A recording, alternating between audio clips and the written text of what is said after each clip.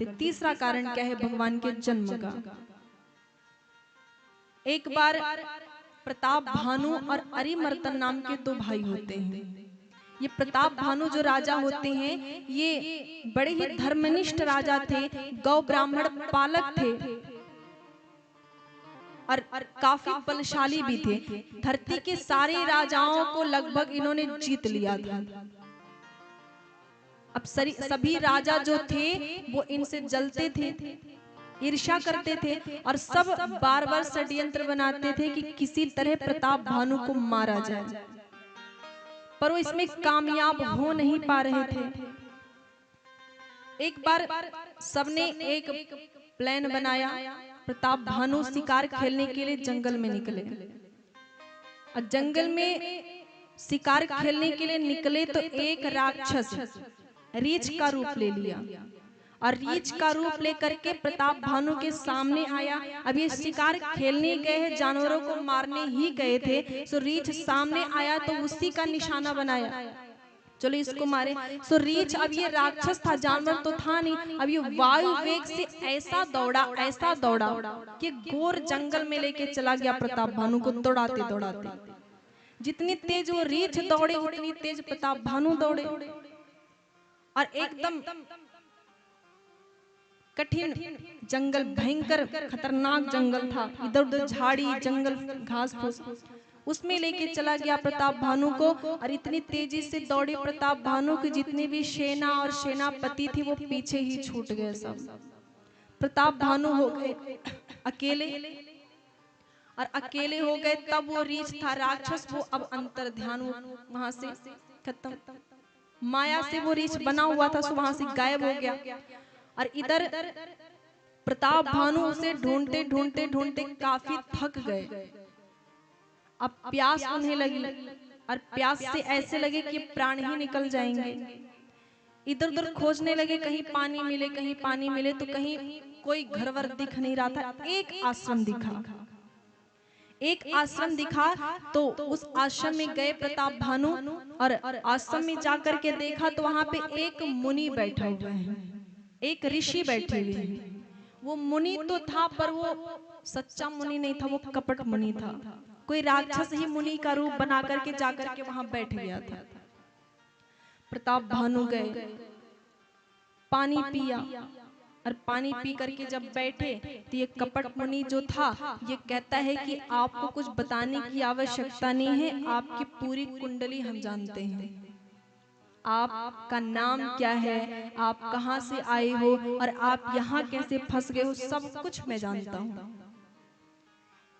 प्रताप भानु बड़े प्रभावित हुए कि लग रहा कोई जोरदार संत है, ये शक्ति बड़ी है इसमें। प्रभावित हुए। प्रताप भानु ने कहा महाराज आप इतने सिद्ध मुनि हो, इतने ज्ञानी मुनि हो, आप ये जंगल में अकेले क्यों रहते हो, कब से आप यहाँ पे रहते हो? उस कपट मुनि ने कहा कि जब इस सृष्टि की रचना हुई तो सबसे पहले ब्रह्मा जी ने हमें ही बनाया था और सबसे पहले हमें बना करके यहाँ हमें कहा, यहाँ में स्थान दिया रहने को, तब से मैं यही रहता हूँ। ना मुझे खाना खाना पड़ता, ना पानी पीना पड़ता, ना मुझे शरीर बदलना पड़ता, मैं तो बहुत पुराना हूँ। हवाई बातें करने लगा और ये सब जब कहने लगा तो प्रताप भानु को, अब प्रताप भानु पे उसके बातों का प्रभाव हो रहा है। प्रताप भानु को लगता है कि तो बड़ा जोरदार संत है, जो मांगो सो मिलेगा। और इसने कह भी दिया, कपट मुनि ने कहा कि हमें आप बहुत अच्छे राजा लग रहे हो, बड़े ईमानदार राजा लग रहे हो, हम आपसे बड़े प्रभावित हैं, आप मांगो आपको क्या चाहिए। तो प्रताप भानु ने कहा महाराज मेरी एक ही इच्छा है कि सब कुछ तो मेरे पास है, धन दौलत सब कुछ है, बस मुझे अमर बना दो, आप अमरता का वरदान दे दो। कपट मुनि ने तुरंत कहा तथास्तु, ऐसा ही हो, आप अमर हो जाओ, लेकिन इसके लिए आपको कुछ करना पड़ेगा। प्रताप भानु ने कहा क्या करना पड़ेगा? कपट मुनि ने कहा कि इसके लिए मैं आपके राज्य में आऊं और मैं रसोई बनाऊं और उसे ब्राह्मण उस रसोई को, उस भोजन को करें। तब आप अमर हो पाएंगे। क्यों? क्योंकि अमर तो हमने आपको बना दिया है, लेकिन ब्राह्मणों से आपको खतरा है। अमर तो आप हो गए, लेकिन यदि आपको किसी ब्राह्मण ने श्राप दे दिया तब यह वरदान काम में नहीं आएगा और आप मारे जाओगे। इसीलिए अमरता का वरदान हमने दे दिया है, पर ब्राह्मणों को वश में करना पड़ेगा। ब्राह्मण वश में कैसे होंगे? उनकी सेवा करो, उनको अच्छे से खिलाओ पिलाओ, सम्मान करो, श्रद्धा रखो, खुश हो जाएंगे। इसके लिए मैं आपके यहाँ आऊंगा और मैं अपने हाथों से रसोई पकाऊंगा, और वो रसोई, वो भोजन आप ब्राह्मणों को कराओगे, तब वो ब्राह्मण आपके वश में हो जाएंगे, आपको श्राप नहीं देंगे, तो आप नहीं मरोगे। प्रताप भान ने कहा ठीक है महाराज, इतनी छोटी सी बात ठीक है। कपट मुनि ने कहा कि अब तुम रात्रि यहीं शयन करो, सुबह अपने घर तुम पहुंच जाओगे। प्रताप भानु ने कहा कैसे पहुंच जाएंगे? कपट मुनि ने कहा वो तो हम पे छोड़ दो। प्रताप भानु वहीं शयन करते हैं, और जो सुबह होता है तो सुबह उन्होंने अपने आप को अपने राज्य में पाया।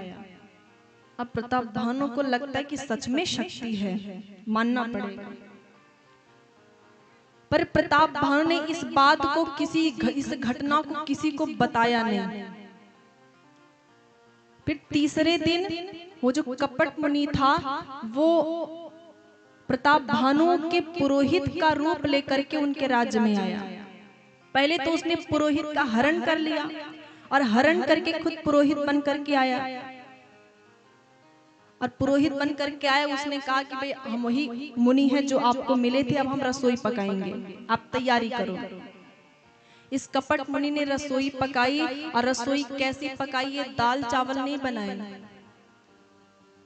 उसने जानवरों के मांस, पशुओं के मांस, पक्षियों के मांस, और इतने व्यंजन बनाए उसने, इतने व्यंजन बनाए कि कोई गिन ही नहीं सकता। खूब व्यंजन बनाए। उसके बाद कहा प्रताप भानु से अब आप ही परोसो जाकर के ब्राह्मणों को। ब्राह्मणों को निमंत्रण दिया गया। ब्राह्मण आकर के लाइन से पंक्तिबद्ध होकर के बैठे हुए हैं। प्रताप भानु ने जाकर के वो भोजन परोसा। भोजन परोसा, ब्राह्मण भोग लगाने जा रहे थे, तब तक भगवान ने नहीं, किसी राक्षस ने ही आकर के भविष्यवाणी किया। कहा कि ब्राह्मणों ये भोजन करना मत, ध्यान से देखो, ये भोजन नहीं, ये तो मांस है सब। किसी राक्षस ने आके भविष्यवाणी कर दिया। अब ब्राह्मणों ने देखा सच में ही सब मांस परोसा गया है। ब्राह्मणों को लगा क्रोध, और वो तुरंत गुस्से में उठे और तुरंत उन्हें श्राप दे डाला, जाओ तुम्हारा पूरा कुल समाप्त हो जाए 1 वर्ष के भीतर, और सब राक्षस हो जाओ।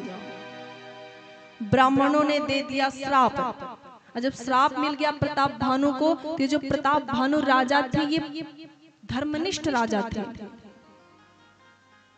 भगवान के भजन में, भक्ति में, गौ की सेवा में लगे रहते थे। इस कारण जब श्राप मिल गया तो भगवान ने फिर भविष्यवाणी की।